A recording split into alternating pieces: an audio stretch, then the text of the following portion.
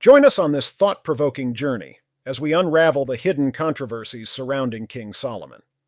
In this video, we'll examine 1 Kings 11, delving into the dark aspects of Solomon's life that are often overshadowed by his wisdom and wealth. Discover the moral dilemmas, political intrigue, and dramatic consequences that make this chapter so captivating.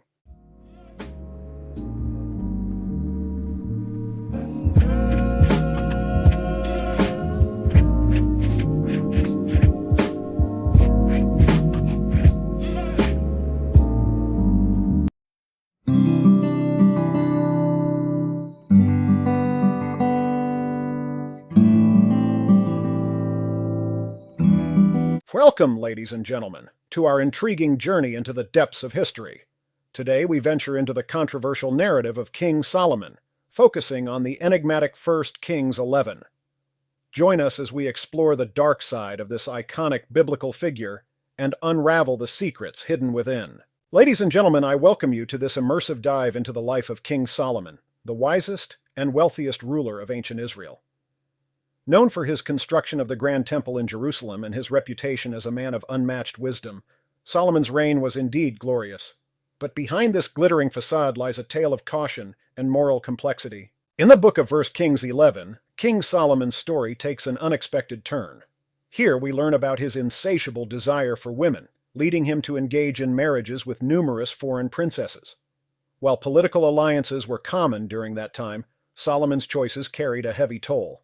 As the scriptures unfold, we discover that these foreign wives turned Solomon's heart away from the worship of the one true God.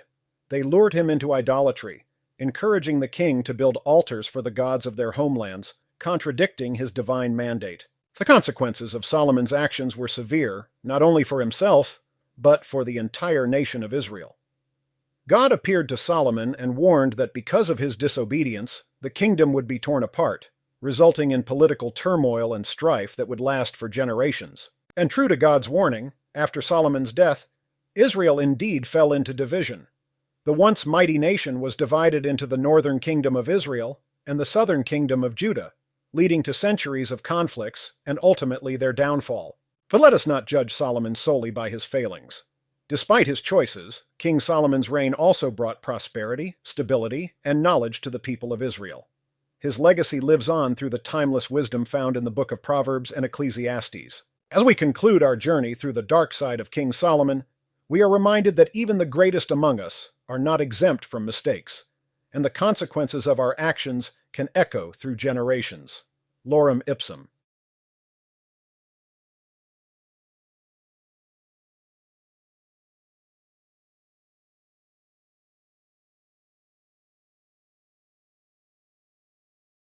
Outline. I, Solomon, multiplies wives to himself, 1-6. 2. Solomon turns from the Lord, 17-13. 3. God raises up adversaries to discipline Solomon, 14-26. 4. Consequences of sin, 26-40. 11. But King Solomon loved many strange women, together with the daughter of Pharaoh, women of the Moabites, Ammonites, Edomites, Zidonians, and Hittites. Of the nations concerning which the Lord said unto the children of Israel, Ye shall not go into them, neither shall they come in unto you, for surely they will turn away your heart after their gods. Solomon clave unto these in love. And he had 700 wives, princesses, and 300 concubines, and his wives turned away his heart. Forshers.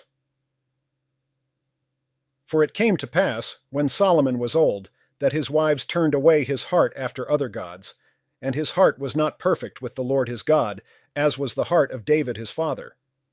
For Solomon went after Ashtoreth the goddess of the Zidonians, and after Milcom the abomination of the Ammonites. And Solomon did evil in the sight of the Lord, and went not fully after the Lord, as did David his father.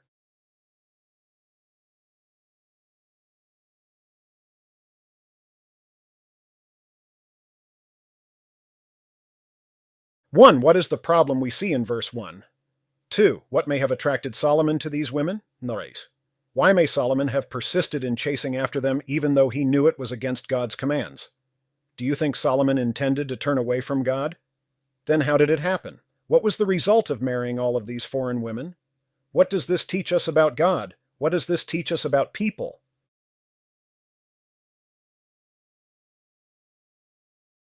1, however, Solomon is an example of a person who started well, but he didn't finish well.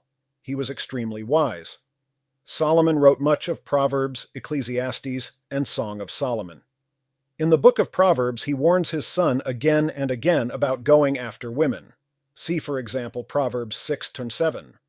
Solomon was well educated. He knew the commands in the Old Testament about intermarriage. He not only knew them, he taught others about them. He repeatedly gives warnings in the Proverbs about adulterous and ungodly women. Solomon's sin was not a sin of ignorance. He knew exactly what he was doing. 2. Pride. Perhaps Solomon's sin was a sin of pride. In chapter 10, we see the Queen of Sheba heaping praise on him. People came from all over the world to visit Solomon and see the splendor of his kingdom. He was revered for his great wisdom. Perhaps he thought that he could handle it. He could outsmart his wives. He could win them over to worshiping the true God. He could convince them with his great wisdom. 3. God is always right. God told his people what would happen if they intermarried with other nations. It is exactly what happened with Solomon. Sometimes we think that we are smarter than we God. In our pride, we think that we know better.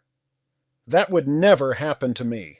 And yet, we don't know better. God is the Creator. He knows who we are better than we do. He knows our weaknesses more clearly than we do. Application: believe God, heed his warnings. 4. Solomon held fast to them in love. This is the sin of willful disobedience. Solomon knew what was right, but he didn't do it. He loved the women more than God. He enjoyed the sin more than God. It was an idol in his heart that he wasn't willing to give up. Perhaps he thought that he could segment his life, meaning he could keep serving God in other areas while doing his own thing in this area. But sin is sneaky. It doesn't just stay inside of a container you put it in. It will seep and creep and spread until it infects everything. In that way, it is similar to a small piece of mold on bread. If you leave the mold there... 5. As Solomon grew old, sin is a step-by-step progression. We see with Solomon it started off when he made a political alliance marriage. But it got bigger and bigger until the situation was out of control, and he had over 1,000 wives or concubines. See 1 Corinthians 7:38. 6, verse 5. Solomon followed all of these false gods. These are not things he planned to do. He didn't wake up one day after following God faithfully and say, I am going to go worship Ashtoreth today instead of YHWH. It was a process. See James 1. Discussion: what kinds of slippery slopes Christians today may slide down. A. Same as Solomon. Women. Lust.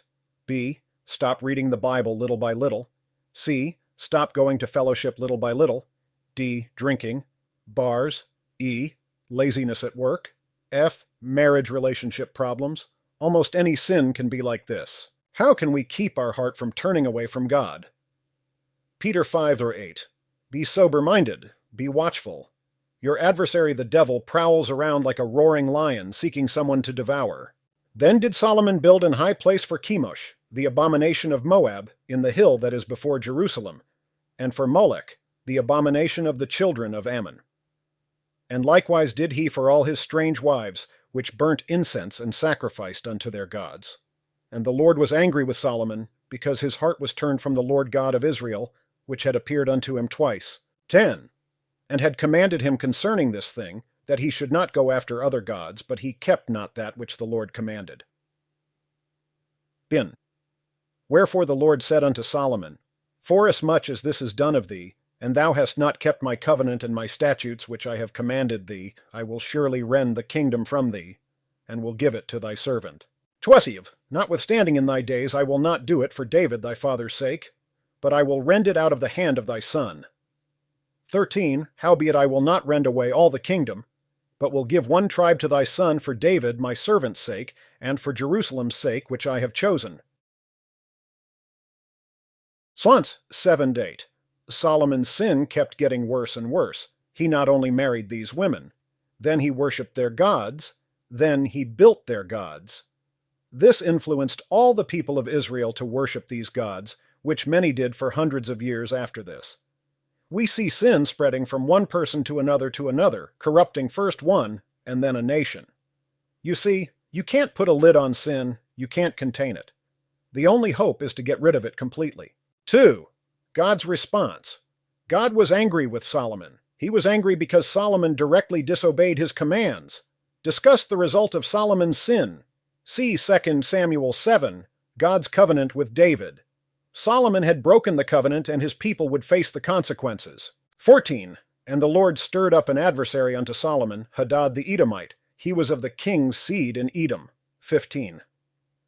For it came to pass, when David was in Edom, and Joab the captain of the host was gone up to bury the slain, after he had smitten every male in Edom.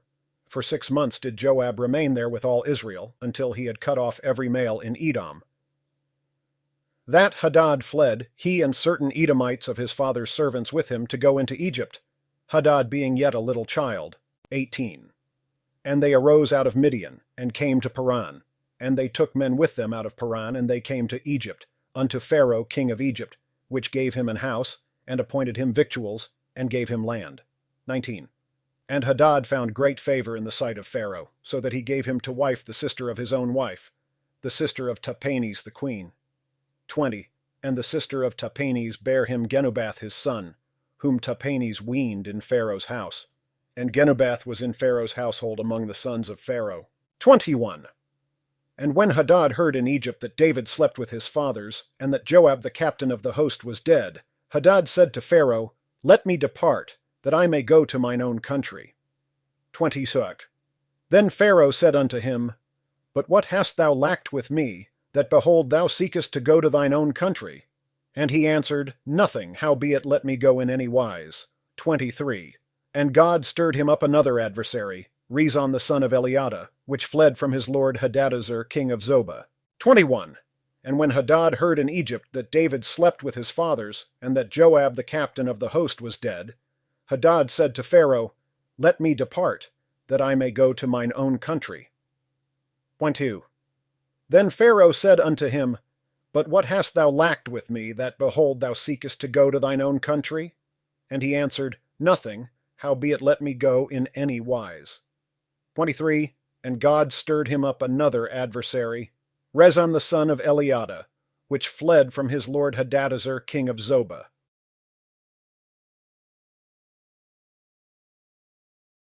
1. The Lord raised up an adversary. In God's sovereignty, he uses people to accomplish his purposes. Here we start to see the consequences of Solomon's sin. 26. And Jeroboam the son of Nebat, an Ephrathite of Zeradah, Solomon's servant, whose mother's name was Zeruiah, a widow woman, even he lifted up his hand against the king. 27. And this was the cause that he lifted up his hand against the king. Solomon built Millo and repaired the breaches of the city of David his father.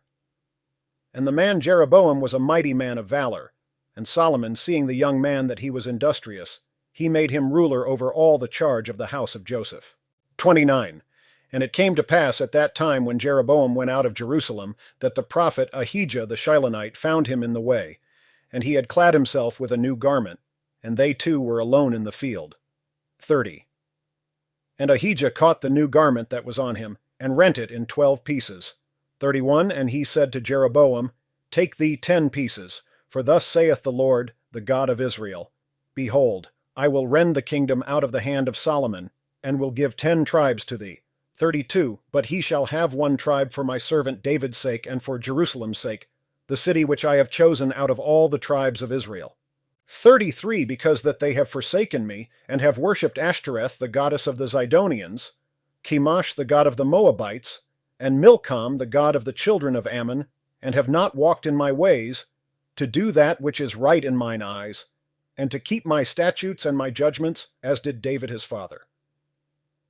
Howbeit I will not take the whole kingdom out of his hand, but I will make him prince all the days of his life for David my servant's sake, whom I chose because he kept my commandments and my statutes. 35. But I will take the kingdom out of his son's hand, and will give it unto thee, even 10 tribes. 33. Because that they have forsaken me, and have worshipped Ashtoreth, the goddess of the Zidonians, Chemosh, the god of the Moabites, and Milcom, the god of the children of Ammon, and have not walked in my ways, to do that which is right in mine eyes, and to keep my statutes and my judgments, as did David his father. Howbeit I will not take the whole kingdom out of his hand, but I will make him prince all the days of his life for David my servant's sake, whom I chose, because he kept my commandments and my statutes. Tie 5. But I will take the kingdom out of his son's hand, and will give it unto thee, even 10 tribes. 36. And unto his son will I give 1 tribe, that David my servant may have a light alway before me in Jerusalem, the city which I have chosen me to put my name there. 7. And I will take thee, and thou shalt reign according to all that thy soul desireth, and shalt be king over Israel. 38.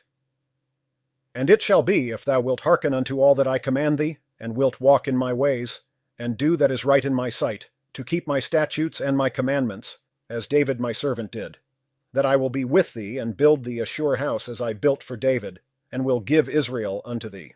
39. And I will for this afflict the seed of David, but not forever. 40. Solomon sought therefore to kill Jeroboam. And Jeroboam arose and fled into Egypt unto Shishak king of Egypt, and was in Egypt until the death of Solomon.